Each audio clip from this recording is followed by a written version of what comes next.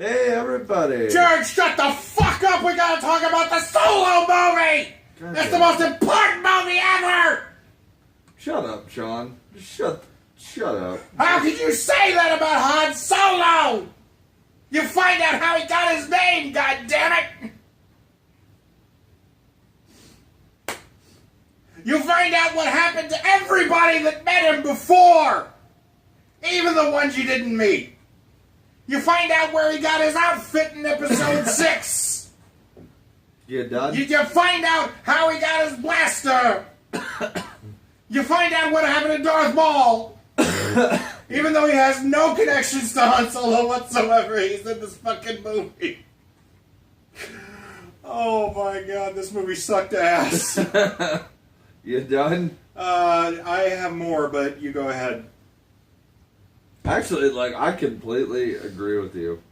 Well, let's give some feedback that doesn't involve spoilers. I went You ahead- just spoiled the whole fucking To be movie. fair, that I was gonna do that no matter what. No, the one biggest spoiler I gave in there is something that the internet has already spoiled like 100 times over. Darth Maul. Yeah. Dude. Well, let's get this out of the way. We'll do what we liked about it, and like broad strokes about what we didn't, and then we'll give recommendations, and then we'll get into spoilers, and that'll be a better way to talk about that. So let's talk about some of the things we did like in this movie. I got nothing. I like Donald Glover as Lando. I thought he was okay most of the time. I say that. I didn't mind this as a movie in general, but Really? Because I thought it fell apart as a movie in general. I don't know how to word what I'm trying to say. Like, it was like the whole thing for me was meh.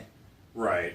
Well, Like- therein is kind of the big problem, because a lot of people aren't going to be able to divorce this movie versus their expectations of the movie.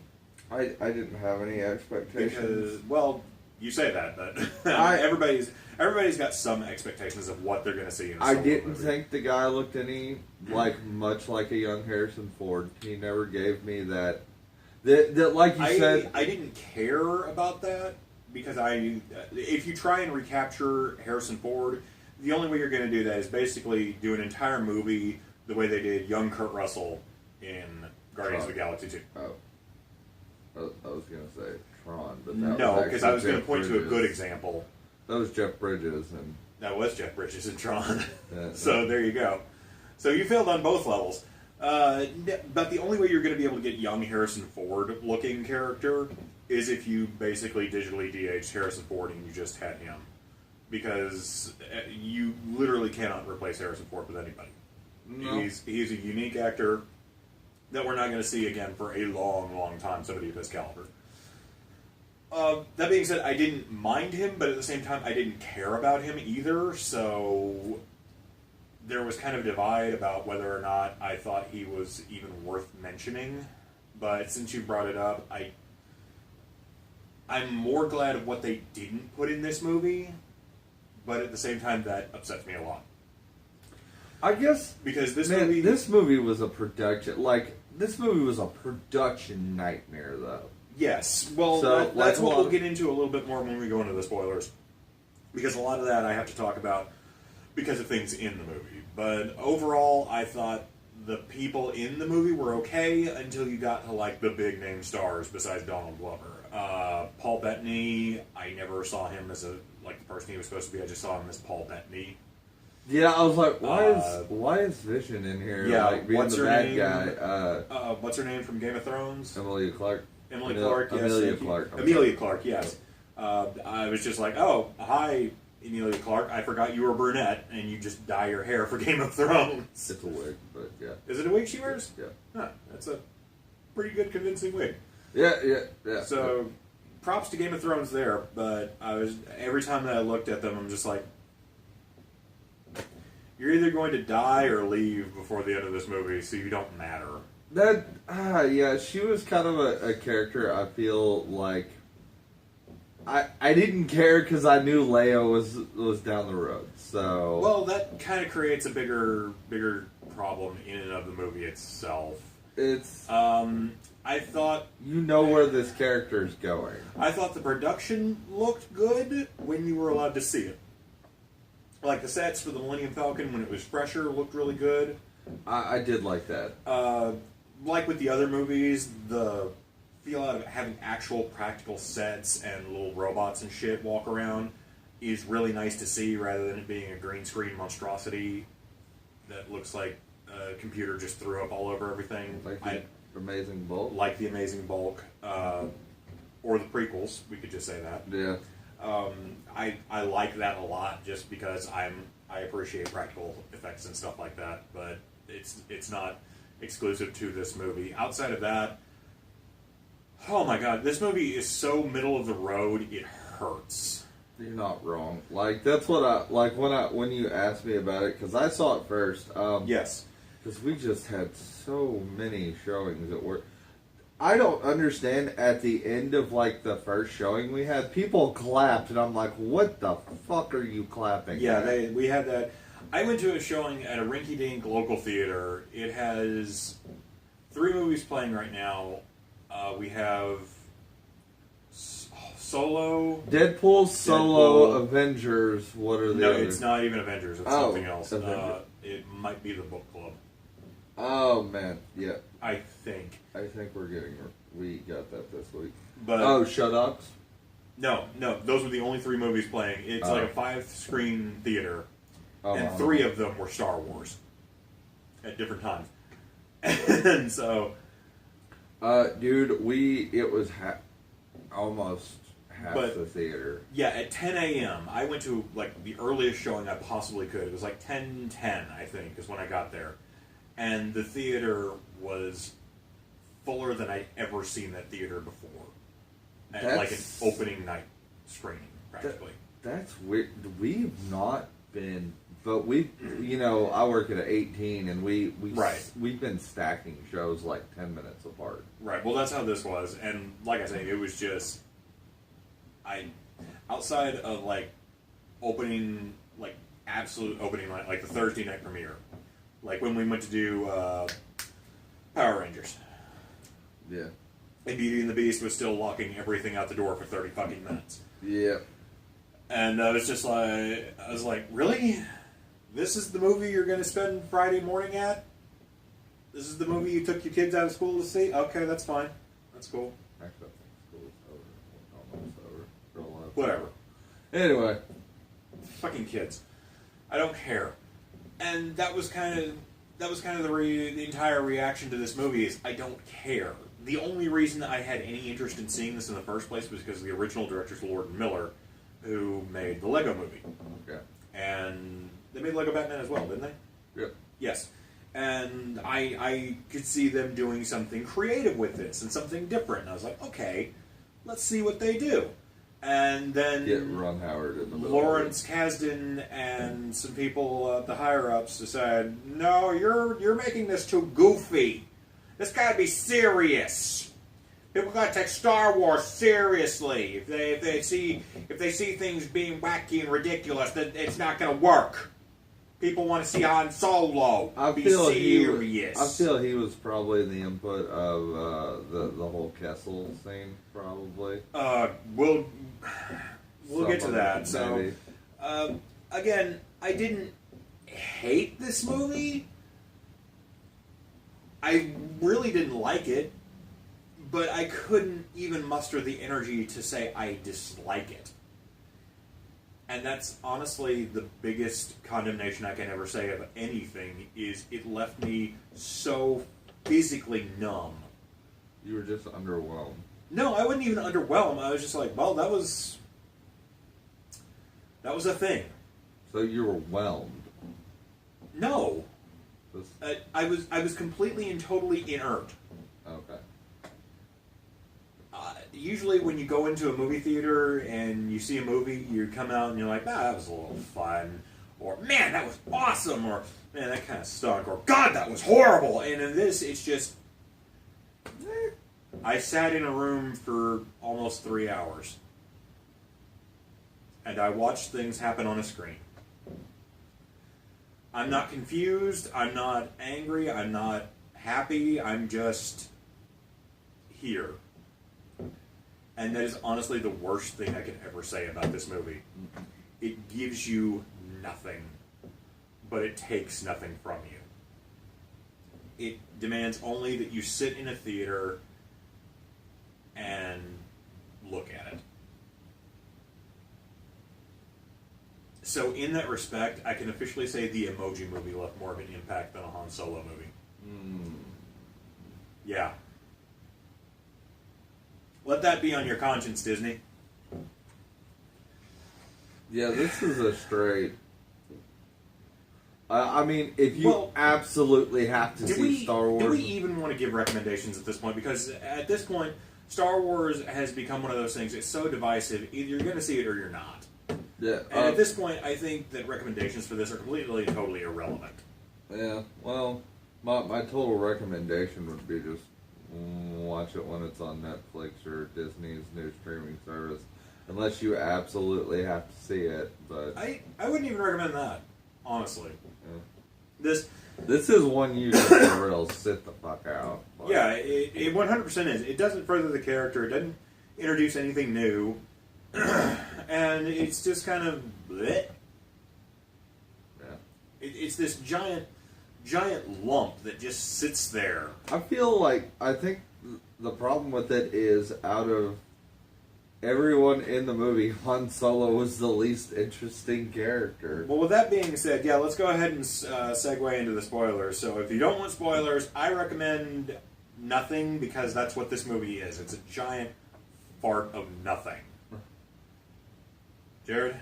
I already gave mine. Jared already gave his, so, okay, spoilers in 3, 2, 1. Yeah, that's a really big issue, is that Han Solo is the least interesting character in a Han Solo story. And I don't know who to blame for that, because I don't think I can blame the actor, because there are parts where he'll shine a little bit, where you can kind of see where he got the mannerisms down for, like, old school Harrison Ford. He tried. He tried, and that sort of comes through in, like, his stance and the way he moves. And it's like, okay, so this guy's very clearly physically acting the part. I think it's just the dialogue that was written. This is another situation like with Aiden Christensen. There's no way he could have made the dialogue sound good. No, man. And with what he was given, I don't think Alden Eckhart? I think that's his name. Jared will correct me with a little annotation down below if I'm not. I'm pretty sure he is. But yeah, I'm thinking that was like all he could do with what he had. And so I'm not going to really say he was bad. I will say that the movie was bad. But I don't think I could say he was. Like, I think out of everything, like, I know the end game of all these like, except Kira. I know nothing about her, and I know she is now working with Darth Maul, but I know where Darth Maul ends up. Yeah. So.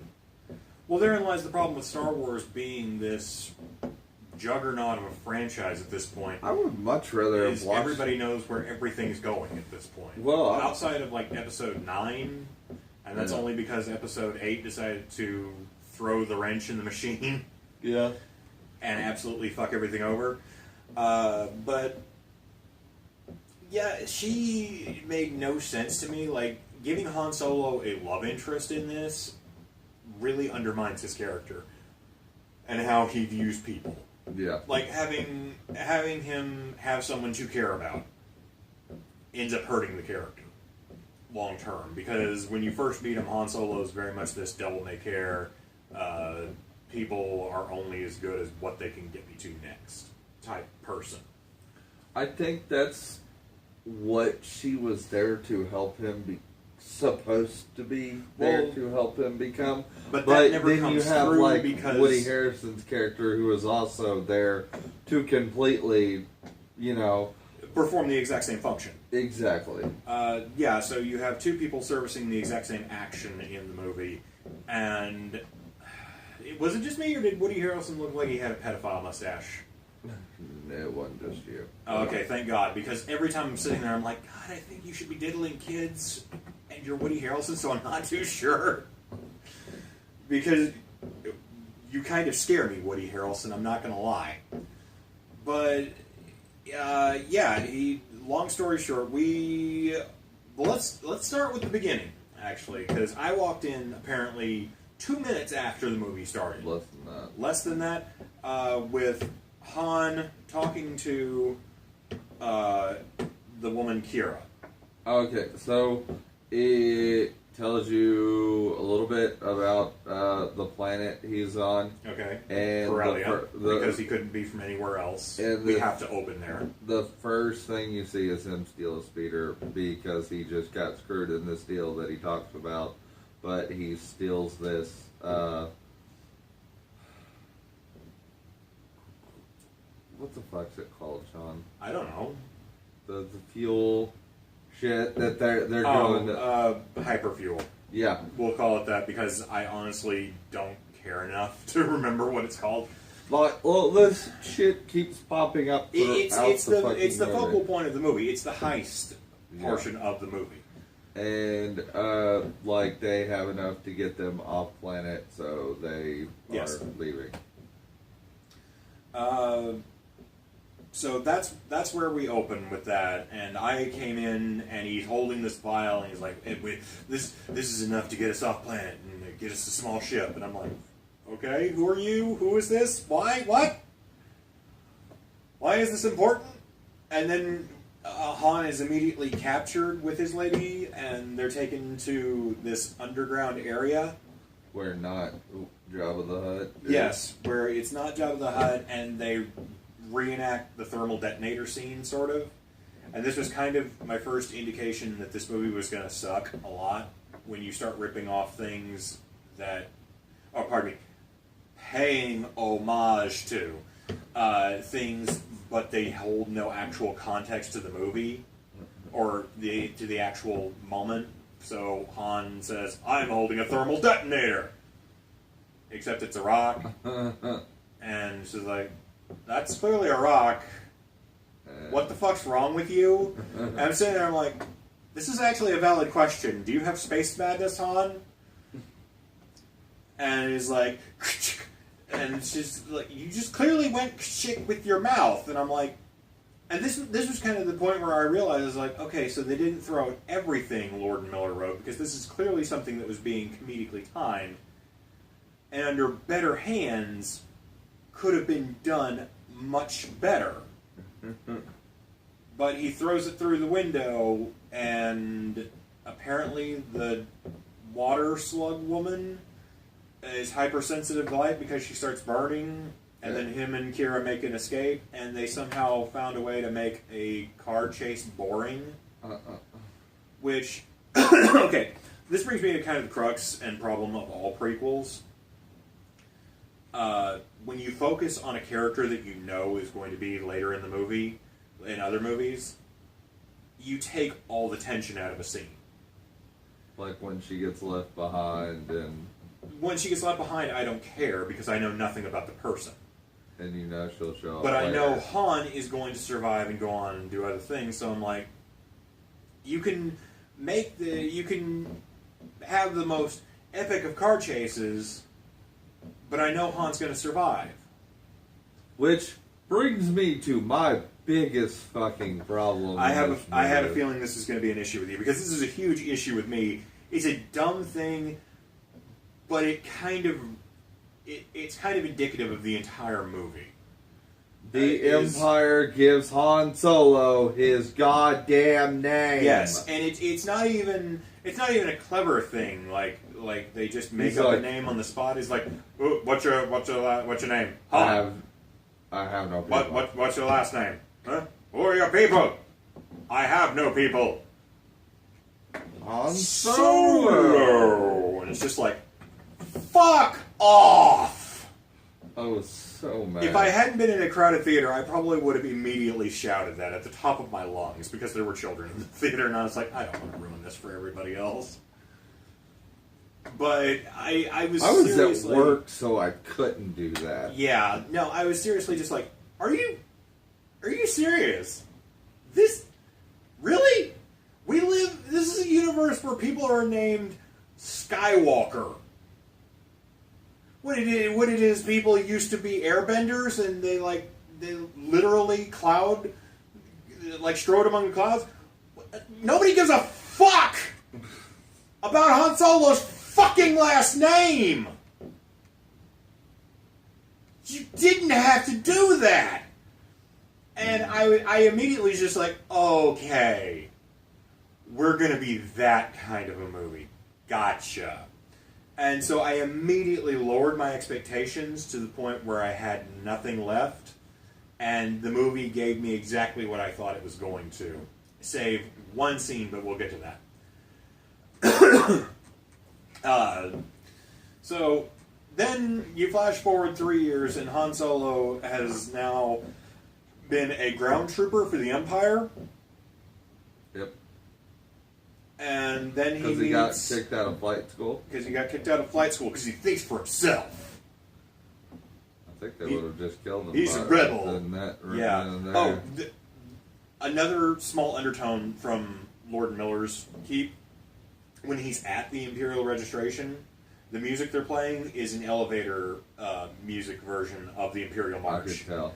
And I'm like, okay, that's actually kind of funny. So I can tell what they kept. But because everything has gone completely wrong in this scene, it doesn't work. And so we flash forward 3 years, and Han Solo is now a ground trooper in a huge war for a planet that I don't care about. And it's there that he meets Woody Harrelson. I know these people have names, but they don't matter. So I literally just know him as Woody Harrelson. And his band of people. His band of merry... His two-man band of merry men that travel with him, which I think one is his wife. Something like that, yeah. But when she dies, it leaves, no impact. Or the other guy. Or the other guy. Who is basically there to make sure Han gets to fly a ship eventually. Exactly, and I'm just like, why couldn't we have just started with Han being part of this crew? Like, he sort of smuggles himself off-world, and then you flash forward a few years later, and then, But no, that scene had to be there to introduce how he met Chewie. Yes. Well, again, this is something that you could have just had flow into it, like Han, they're already there, infiltrating this group of Imperial officers. And and then Han could have... it has to have an explanation. Well, then Han could have fucked up and they could have thrown him in the pit.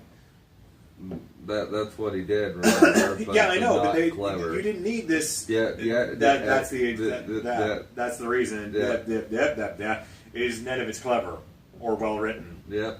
Or well shot. I will dick on fucking Rogue One all day.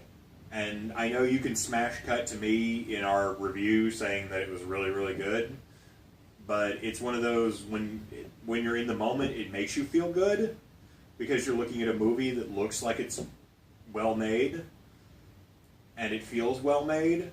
Especially that final act, where it was so fucking off-the-rails action-packed that you're kind of like, this is actually kind of fun! Versus something like this, where I swear to God, I kept wanting to turn my flashlight on in the theater and go up and ask. It's like, hey, can you pump up the contrast a little bit? I think somebody fucked up on something here.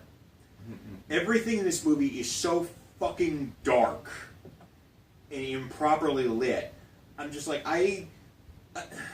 nobody looked at anything and said, maybe get another light in there. Like, places like the spaceport, I would expect to be drabby and kind of dark in certain areas. But they're not dark in the right areas. Like, they're still lighting enough so you can see just barely what's going on, but only in the foreground. And so everything is improperly lit. Not like it's blown out like when you fucked up real bad with the window behind us and it was all shadows for us. Yeah. but I don't know if this was like a style choice by Ron Howard or if it was an executive choice from Disney.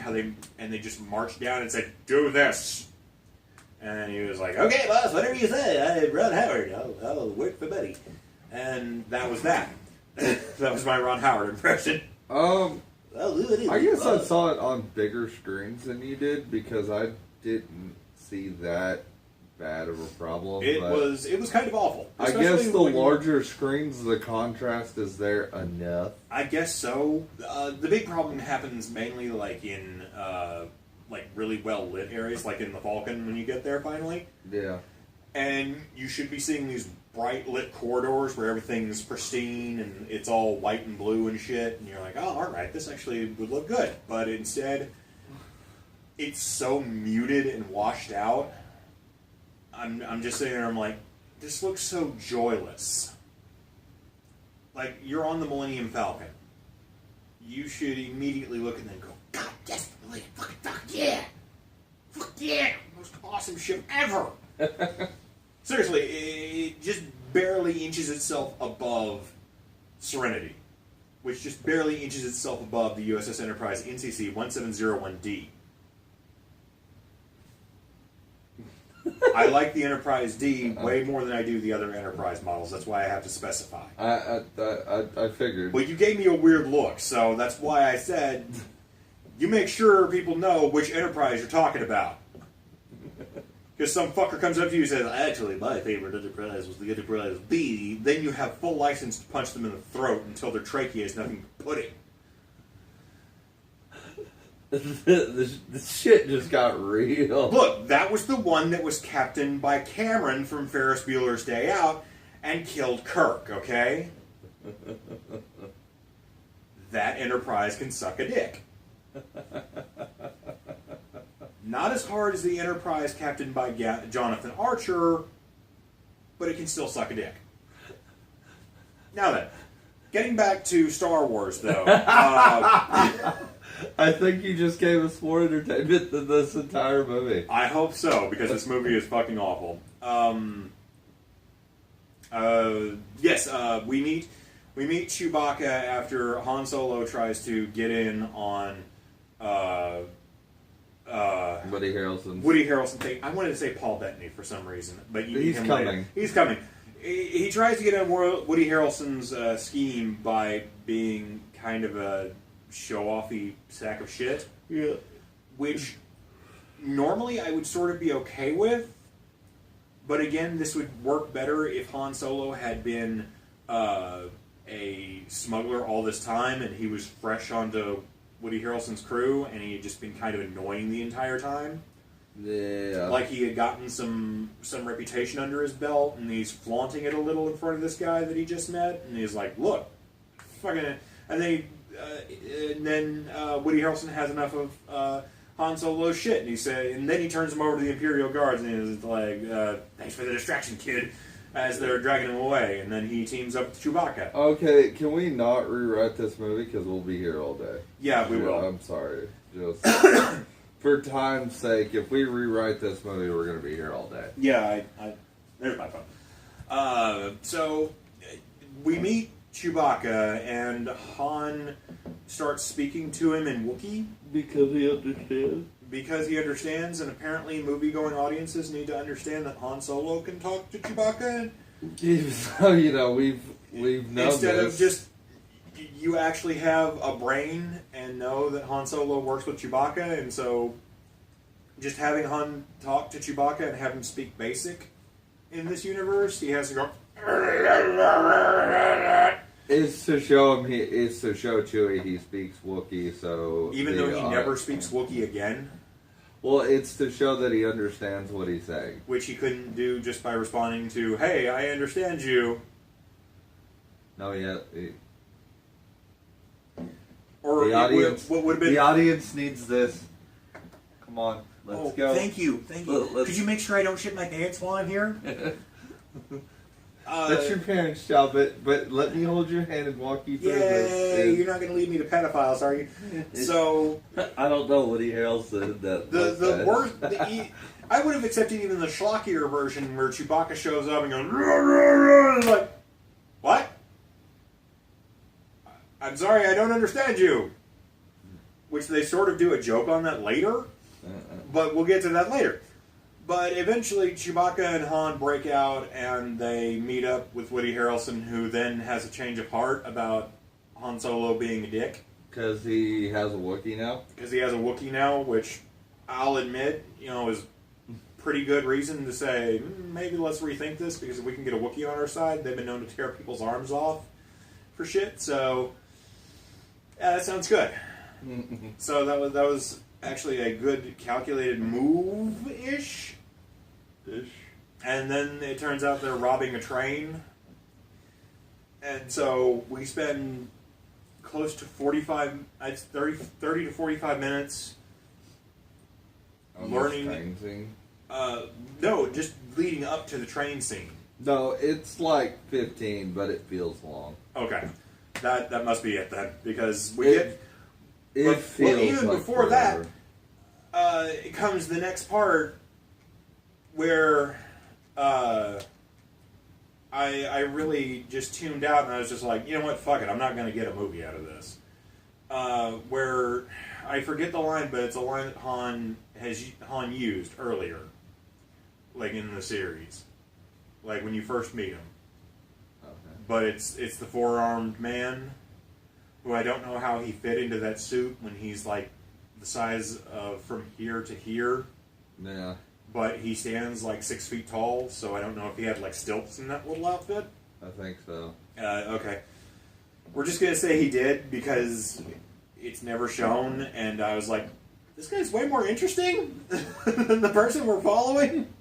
Like, I want to know his story, like how this four-armed monkey person wound up with Woody Harrelson committing crimes on the Empire. But, like, he says a line that Han Solo uses later, and I'm like, so it can't be like a lesson Han has learned? He, like, has to parrot phrases that other people have said to him? I don't remember what the line was. Neither do I. That's how much I didn't care. The part that really cheesed me off, though, is Han is given his blaster. Yeah, and it's Like, taken apart from a sniper rifle. Something like that. It's one of the most iconic guns in the history of science fiction. Like, even... I love Star Trek, and the phaser cannot beat Han Solo's blaster for recognition. Like, if you show somebody a phaser from Star Trek, they're going to look at it and go, it's from the show, but you show them Han Solo's blaster, and they're like, that's from Star Wars. That's Han Solo's gun. Yeah. And it's in cinema, I would say. Like, I would say it ranks right up there with the Blade Runner gun. Well, Star Wars wise, I would put it in Chewbacca's crossbow. Right Yeah, there similarly. together. But again, Chewbacca's And, I mean, crossbow they- is just, it's a crossbow. Which I was amazed they didn't give him his bowcaster there. I was surprised. Because I'm just like, well, if we're just giving stuff away like this, then yeah, sure, why not just give him the fucking bowcaster and be done with it? But I was like, really? Like, Han can't do anything himself? Everything has to be given to him? And, yeah. Like, you couldn't have had him just tinkering with the gun while he was there? Like, it'd be something that he acquired in 3 years of Imperial ground assault? Okay, whatever. Sure, why not? Nobody actually gives a shit, so yeah, give Han Solo the most iconic gun ever. Don't let it actually be a part of him. And then you introduce the strangest characters in the movie that show up later, and We're introduced to the Marauders during the train heist, who, again, are way more interesting than the characters we're following. yes, because they end up being. Oh, we'll get to that. We'll get to that. That pisses me off even more. But like, there's apparently this backstory to them, and I'm like, this would have been a much better movie when you find out about them.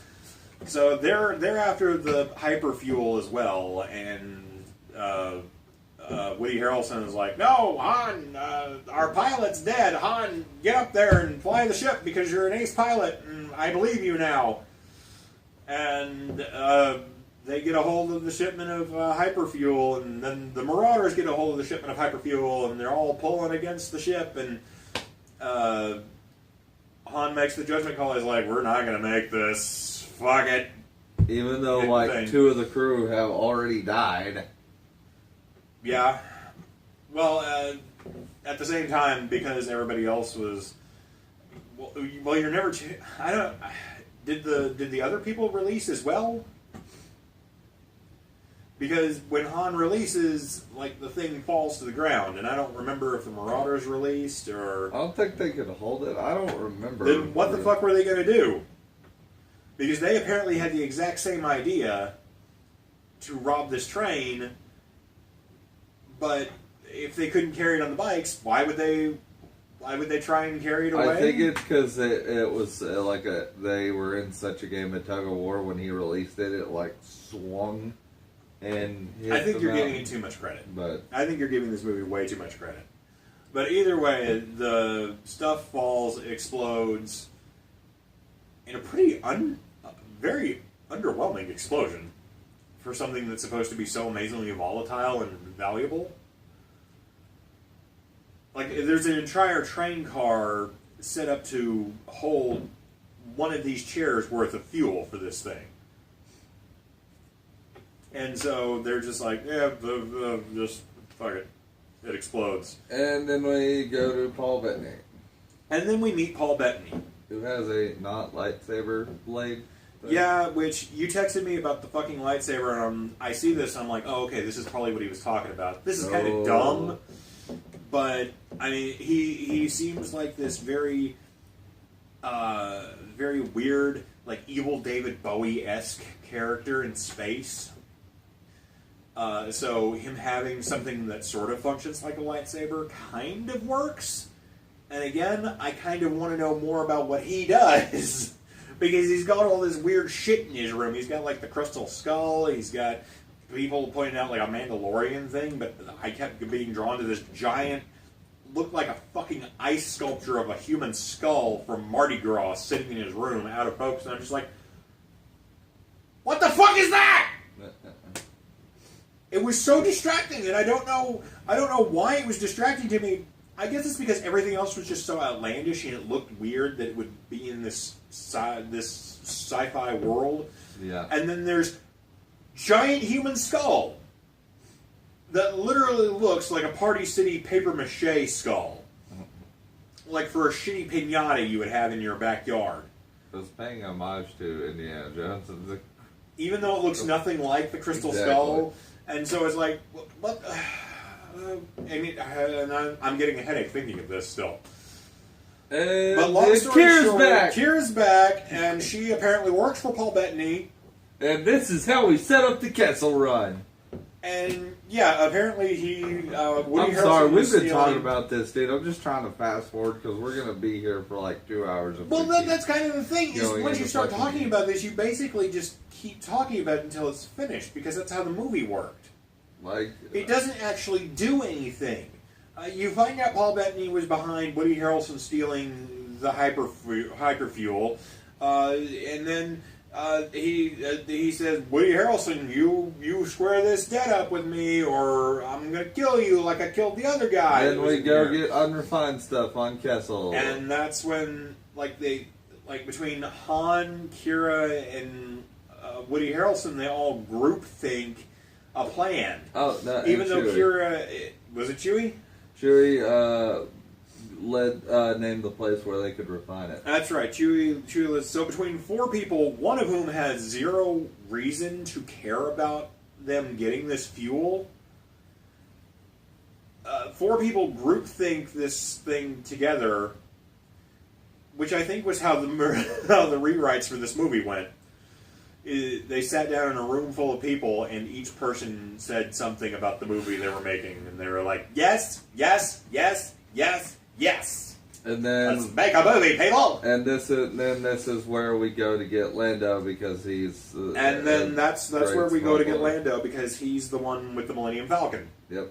And Han almost wins it in a card game. But yes, but Lando cheats. and that's how Han knows Lando is a cheater at cards. And this will come back up later. And this comes up later, so I'll give the movie credit. It set up and paid off a thing Yes. in itself. So I'll give them credit. That's actually something that works a little bit.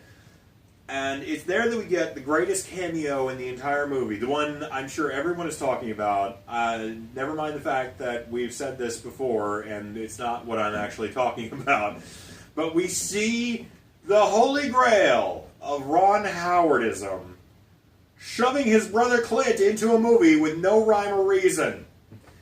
Because we get there and we find that there's this fucking robot fights thing happening, and Lando has a droid called L337. Thank God they never actually said her name, or I'd probably have to punch a child in the fucking face. Chanting for robot rights. Which I was like, nice thinly veiled message there, Disney. You really, really stamped down hard. You fucking tools. So we meet L337 and we meet Lando, and Lando says, "No, I'm not gonna let you have my ship. Go fuck yourself." And then Han plays cards against him and loses. And then Lando meets Woody Harrelson, and they broker a deal. Well, Kira knew Lando too. Yes, she's the one that set up the meeting initially. And so we then go to Kessel, the spice mines of Kessel, where apparently they make fuel. They have unrefined hyperfuel. As well as drugs known as spice. Yeah. Because of course. And then L3 Insights arrive. And yeah, so they get there and they decide, okay, we have to get to the fuel. Am I the only one who is massively underwhelmed by the Kessel Run? Am I the only one who's still trying to figure out why spice, a known drug that is mined from the spice mines of Kessel, is not what they're trying to smuggle out instead of this stupid fuel that doesn't belong on the spice mines of Kessel? I mean, it's set up. You have the perfect payment off. You can say, okay, the fuel thing didn't work out, but you know what we can do? We can smuggle some spice. We're bad guys. People love spice. It's addictive. It's basically crack. We will smuggle crack. Han Solo, help me smuggle space crack back to this man, and we will refine it. We'll get space Zordon to help make it. I forget his name. Space Zordon? Yeah, he was Zordon in the new Power Rangers movie. Bryan Cranston? Bryan Cranston. We'll get Space Bryan Cranston to help refine space crack. And this is how we will sell you... So we'll get Space Heisenberg? We will get Space Heisenberg to make space crack, and that's how we'll pay off our debts. And that was all you needed. What? But instead, we have to have hyperfuel juice from Drug Planet. Because why not? Because they've been after this hyperfuel for the movie, and it's apparently the greatest fucking thing ever, despite the fact that everything needs it to run.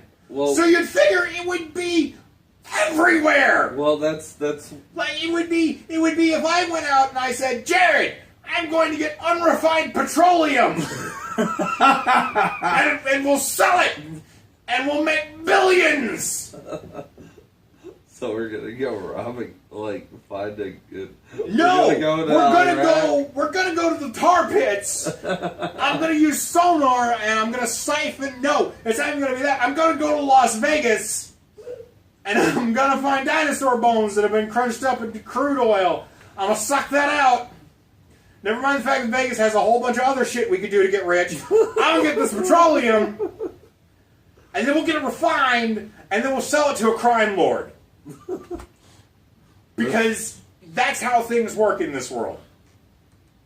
That's actually not a bad explanation, but That is exactly this explanation for this fucking movie. And it pisses me off. But L3 incites a riot. But L3 incites a riot and actually gives a good reason for restraining bolts being a thing, because apparently droids are horrifying monsters. Because immediately when told to go do whatever they feel like, they immediately start ripping things to shreds and causing chaos. And I'm just like, you clearly just gave the reason for restraining bolts. I know this is supposed to be a thinly veiled comparison to slavery. And freeing not Wookiee, maybe? Were they Wookiees? I think they were. They just looked like shitty Bigfoot masks. And so... Yeah, because we didn't have a Chewbacca finds Wookiee other match. Wookiees down there, but they only have the one Wookiee mask, so everybody else just looks like Party America's Halloween Bigfoot. I'll agree with that. Strapped to Triple H. And they steal the unrefined hyper juice. And they Do the Kessel Run! No, they don't do the Kessel Run. They just fly through a cloud, because the Kessel Run, I don't even know what the Kessel Run is anymore, because apparently the only way to get to Kessel is to go through this very, very specific corridor through a mist in space that has large chunks of shit floating in it to help reenact the scene from Episode 5 where they're flying around the asteroids, because we can't do anything new and original. Yeah, but they flew through this cloud using L3's, now that L3's dead, her navigation. Yeah, L3 died on the riot that she helped ensue. And so they made it in...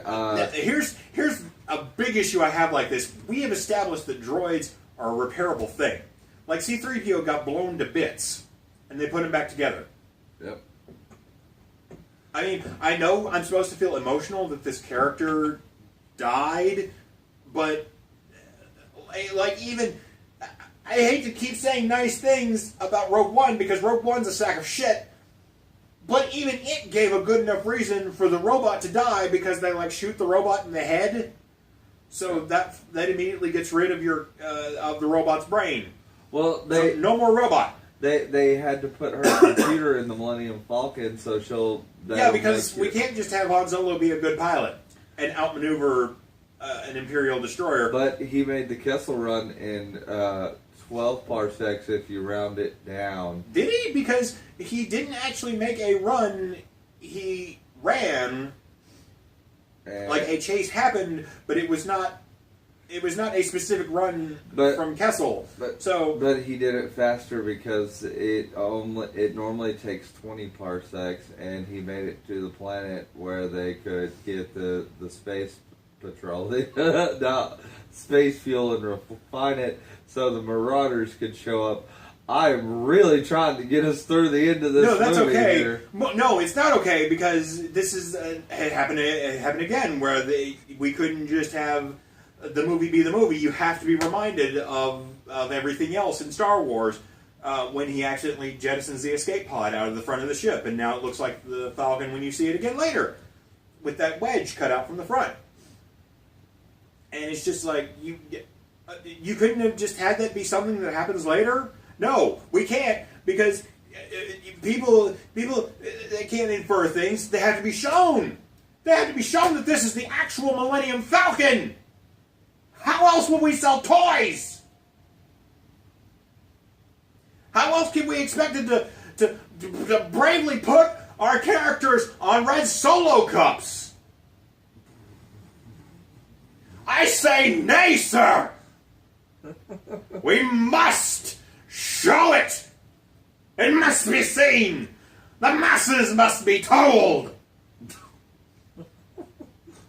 So, we jettison the escape pod, and we escape a giant space squid from a gravity well, because now we're ripping off Star Trek as well with the J.J. Abrams Star Trek, where they escape a gravity well by doing basically the exact same thing. So, they get to the planet, they refine the fuel at the very last minute, and then the Marauders show up again, and they tell their backstory about them being a group of people that were caught by the people that Kira worked for, extorted, and when they took a stand, rather than kill all of them, they took every man, woman, and child and cut their tongues out because they didn't like being told no. Yep. And I think that was the backstory of the planet, like that they were on because no one talked. Right, I don't know, because they said that was the backstory of her people, and I don't know if that's her people as in the people on the planet, or her people as in the people who are on the Marauders. I think it was the people on the planet because they drew the little symbol. Yes, because they do the Kira people symbol. Yeah. And then Han Solo decides, is like, well, I can't let this person have this fuel, even though he could probably go buy it at Space Costco station for like 57 credits a space liter. I don't know how they make their measurements. But then Woody Harrelson says, you do what you gotta, kid. I'm getting out of this one way or the other. I'll see you on Tatooine. I'll see you on Tatooine. There's this gangster who's hooking up this big deal. And I swear to God, I thought that was where the movie was going to end, is with him in the cantina on Tatooine talking to Chewbacca and being like, look, we're going to get this squared away, and that's going to be fine. And then they meet Obi-Wan and Luke, but we don't, thank God. No, because that's the sequel, is the whole thing with Jabba that goes wrong. And why that'll be it. That'll be it. But no, then he goes back to Paul Bettany and tries to sell. He says, "Here's the space fuel, all refined, like we said," and he doesn't believe him. Paul Bettany is like, "No, it's fake because Woody Harrelson betrayed you." Yeah, just out of left field. It's like, well, okay. But that really didn't happen. I was so angry at that too, because this kind of comes back to it being so middle of the road that it couldn't have been anybody but Woody Harrelson. But the schlocky part of my brain is like, the way for this to entirely jump the shark would be if Boba Fett walks in. And every fanboy would instantly orgasm. But Boba Fett wasn't there. Boba Fett wasn't there because he's getting his own movie. Well, no, it's because there's no creativity. And you have to take this seriously, so it couldn't be Boba Fett. Boba Fett's getting his own movie. Boba Fett's getting his own movie, and I care less about it than I did about this. But Boba Fett shows up, or not Boba Fett. I'm making my own movie, and Boba Fett shows up in that movie. Woody Harrelson shows up, and he's like, "I told you to watch out for number one, kid." And then the Marauders kill all the guard, or put them down. Which apparently Paul Bettany only has like 10 or so guards. And Woody Harrelson, despite the fact that all through the movie they're talking about how he has a trained army at his beck and call, that he can just snap his fingers and kill everybody there. And it's like, I don't think 10 guys classifies as an army. And then Woody Harrelson kills the other two and steals the space fuel and demands Chewbacca come with him, which Chewbacca could have easily just gone ripped his arm off. As you see him do in an earlier scene, but again, because we can't just have that be implied that Chewbacca is capable of doing that. No, because we needed to see that Kira really loved Han and have her have a sword fight with Paul Bettany. Yeah, and then Paul Bettany whips out his not lightsaber dagger things, and they kind of engage in an actual kind of entertaining fight. Well, this is also the scene where you can tell that the actor was trying, where it's like, hey, you know, maybe we should team up and go after him. And he's like, okay, you first. Yeah. Like, you can tell that's one of the... That's one of those things, but at this point he's acting more like Han Solo, which is kind of a running problem with this movie, is that he waffles between acting like this nonchalant, give-a-shit character with his attitude and being a brave and noble soul, like with the Marauders and shit. And he's like, we can't let the bad guys have this. But then later he's like, you know, maybe we could do something else. And so we haven't actually earned him being Solo, or Han, I should say. And so we get to the end. After Paul Bettany's dead and Kira's, I'm just going to call her Emilia Clarke. I've been calling her Kira. I'm just going to call her Emilia Clarke because I don't see her as a character. It's just Emilia Clarke making a movie. After she kills Paul Bettany. After Emilia Clarke kills Paul Bettany, she tells Han... Well, I gotta get other things that you're Yeah, gonna say. she's like, this room's filled with all kinds of precious shit. I'll grab some stuff, we'll sell it. It's not like they couldn't have sold the space yacht! No, of course not. That would make sense. And so, after Han leaves, she immediately goes and gets Paul Bettany's ring And calls Darth Maul. And calls Darth Maul, who shows up out of nowhere! And I wish more than ever that I was alone in the theater because I immediately had to stuff my fist in my mouth to keep from laughing. Because it makes no fucking sense! And she calls him up and is like, what happened? Where's Paul Bettany? And she's like, he's dead. Han Solo and Woody Harrelson. She just said Woody Harrelson. She just said Woody Harrelson killed him. That was his name. There we go. Beckett. Woody Harrelson killed him. Woody Harrelson killed Paul Bettany. It was kind of kick-ass. You should have seen it. Then stole the space fuel. Yeah, I didn't get here until after.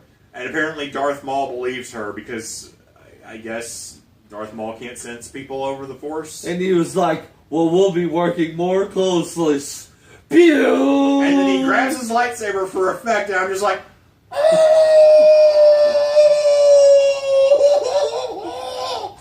and I was so... You knew that's what I was talking about. I knew exactly, and I was like, I saw Darth Maul come up, and I'm like, they better have the fucking lightsaber.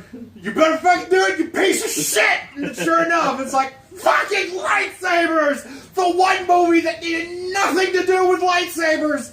And you fucking make it Darth Maul? Who has zero relation! And anyone who doesn't know, like, Rebels or Clone Wars has no clue that he's alive. Like... And I was just like, what the... Woo! Woo! And then she flies away, and I'm just like, okay, bye, Emilia Clarke, you have fun in your movie that I'm never going to see. And then we finally... apparently Han is faster... And still, he has a cloaking device and a teleporter because he shows up waiting in front of Woody Harrelson, even though Woody Harrelson has had like a 40-minute head start at this point. Yeah. and Woody Harrelson's doing his little evil monologue. He's like, it's a hard life, kid. Yeah, and then Han shoots him out of nowhere, and she's like, well, this took a turn! A minute ago, you were talking about being noble and giving them what they needed, and now all of a sudden, no, fuck off, bam! I'm like, okay, so he's Han Solo now, he just saw his girlfriend fly away, betraying him, and I'm like, okay, so this should be the emotional crux where he just steals the fuel and says, fuck the rebellions and the empires, I'm gonna be me. I'm gonna go do what I need. But he doesn't know he started the rebellion. No, because then they Han Solo started the rebellion. He gives them the fuel, and she's like, we're putting together a kind of rebellion. It's like Han Solo. Maybe you'd against the Empire. Maybe you'd like to join, and you'll meet a kid who pilots an X-wing and a princess, and maybe you'll fall in love, and you'll be best friends with the man who wields a laser sword. Like, no, I'm good. He's like, yeah, it's not for me, thanks, bye. Maybe you'll change your mind one day, Han Solo. You'll be a general and lead teddy bears to fight men in plastic armor. Well. And I was just like, just fucking end! But then he went and won the Millennium Falcon. And then he went and won the Millennium Falcon because he met up with Lando, and Lando's like, Han, I'm so happy to see you.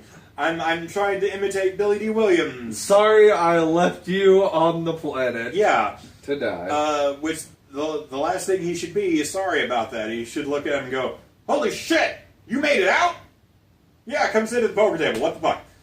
But he acts like he's going to punch him because, again, we can't be original, so we have to reenact their meeting on Cloud City. Where he acts defensively, like Lando Yeah. comes up and he's like, you got a lot of guts showing up after you did this, and then but it's reversed because it's Han doing it this time. Yeah. You get it? Well, You fucking get it? he also had to steal the card so he couldn't cheat. That was the one thing that actually paid off. And I was like, oh, okay, so he's going to steal the thing. And I was like, yeah, sure enough. And then he wins Sabak and he wins the Millennium Falcon, and that's it. And then I looked up and I was like, does this movie have a fucking end credit scene? No, and it's it like, doesn't. no. And it's like, thank fucking God, and left. I really had to pull us there through some stuff because you just wanted to go into detail and get through the movie. And we've probably already been here an hour. Maybe, I don't... I rewatched Red Letter Media did predictions about awful ideas for Han Solo. And they were right. No, they were wrong. What? They were so horrifyingly wrong because I went in expecting schlock, even if I didn't get their schlock, because their schlock would have been funny. Oh. Instead, it was so fucking middle of the road. I got nothing. Like, again, I'm not angry. You're just mad. I feel nothing. It's That shouldn't happen. so mind-boggling when something like this happens. Like, Transformers 5 elicits emotions from me. God, Like, fuck. at least that does something. And here it's just a movie. Ugh. You sat here for 2.5 hours. Go home. That's really what it feels like. They're like, movie! Blah. Yeah, and then it leaves you empty. Incredibles 2 will be out in 2 weeks. And I was just like, okay, I'm more excited bye. about The Incredibles 2 than Han Solo. I've been excited about Incredibles 2. I think it's a few years too late, but I'm still down for it. But yeah, long story short, Solo, a Star Wars story, does nothing for the character. It doesn't hurt it. It doesn't help it. It doesn't tell a new story. It doesn't tell an old story. I want to see like the Darth Maul movie where him and Kira go do shit. You won't get it. I know. You won't get it. Because you can't have something new and original. Well, that's- you can't have something Well- be interesting or creative. It has to be so... That was their April Fool's joke, was that we were going to get a Darth Maul Netflix show. Like, that was Disney and Star Honestly, Wars. if you told me that, I would say, alright, fine, what the fuck ever, because why not? They used a bunch of footage from, like, a fan film and shit. It was... blah. But I hear people talk about this and they're like, I liked it, I thought the movie looked good, it told a story that I wanted to hear. I was like, fucking have respect for yourself. Like, I already knew enough about Han Solo that I didn't need a backstory. Well, that's for Han kind of the big Solo. thing, is this is a movie that didn't need to exist, because Han Solo is one of those characters who exists good the less you know about him. Because what you see about him is the product of all of this horrible things that he doesn't want to talk about, leading to him being a bitter and jaded piece of shit sitting in a bar on Tatooine, trying to get enough money to pay back a giant slug gangster. Yeah. And it's like, that's all I need to know about Han Solo. And then the rest of it is his redemption arc throughout the series. Yep. And so, that was what I needed to know about Han Solo. I don't need to know that he had this girlfriend and that his dad worked in the shipyards and that Making Millennium Falcon. making Millennium Falcons and that he made the Kessel Run by flying through a debris field again. That's why he had the skills to do it the second time. Am I the only one who thinks it's weird that they actually like put a steering wheel on the Millennium Falcon? A little bit, yes. Yeah. And that apparently you need 2 people now to push the hyperspace controls, even though in the first movie he just kind of palms it and goes like that. Yeah. Even also like I'm honestly amazed that they didn't throw that in there, like the hyperspace controls get broken and he just does it by himself while Chewbacca's sitting there.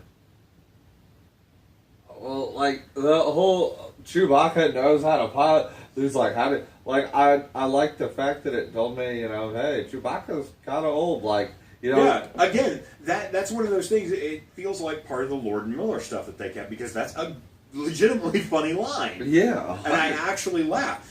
When It's Woody like- Harrelson gets in the the little gunner compartment, he starts shooting, and Hans asks him, "Is like, are you locked in?" And he's like a Krulon in a Gundart nest or some shit. And he's like, "I don't know what that means." And I'm just like, this could have been funny. Yeah.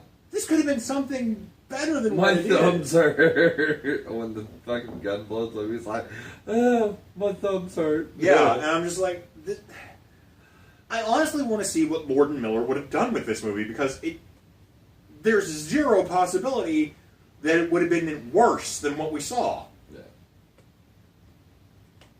And so I'm just left with these little things, and it's like, God, you didn't understand the tone you were looking for. You just wanted somebody to come in and shit out a movie for you. That's why you got Ron Howard, who has done great things in the past. Like, don't get me wrong, Apollo 13 is a fucking awesome movie. Ron Howard has earned a spot as a great director. Yeah. But this was fucking awful.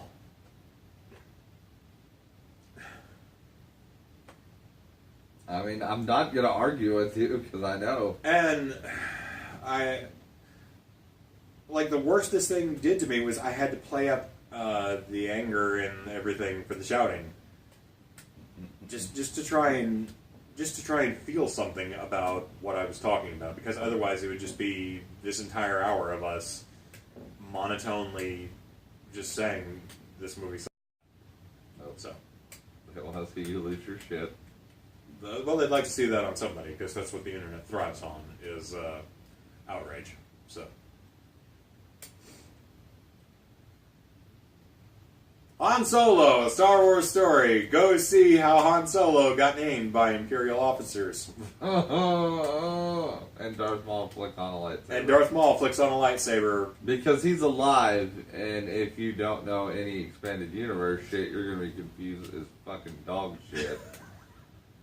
For real, like, not everyone watches the cartoon, so, like, I mean, it's obvious he's there with his Doesn't he have robot spider leg. legs in the cartoon? One of them, yes. God, how much more awesome would it have been if she clicked it on and it was fucking Clint Howard again talking to her? My lord, we have established Paul Bettany's dead. The Vision's not going to appear in the next Avengers movie. What do you want to do? And he throws back the cloak and is like, well, we're going to be working real close together, you and me. I'll see you in Game of Thrones. Yeah, I'll see you next time my brother wants to make a movie and I'll be in it. And she'll be like, all right, very well, Lord Clint, I'll be there soon. You better. I've got to go be in fucking Uwe Boll vampire movies. I gotta. Then she's like, okay, I gotta stop and get 3 dragons real quick. I have to stop. I have to stop off at Space 7-Eleven to fill up the tank.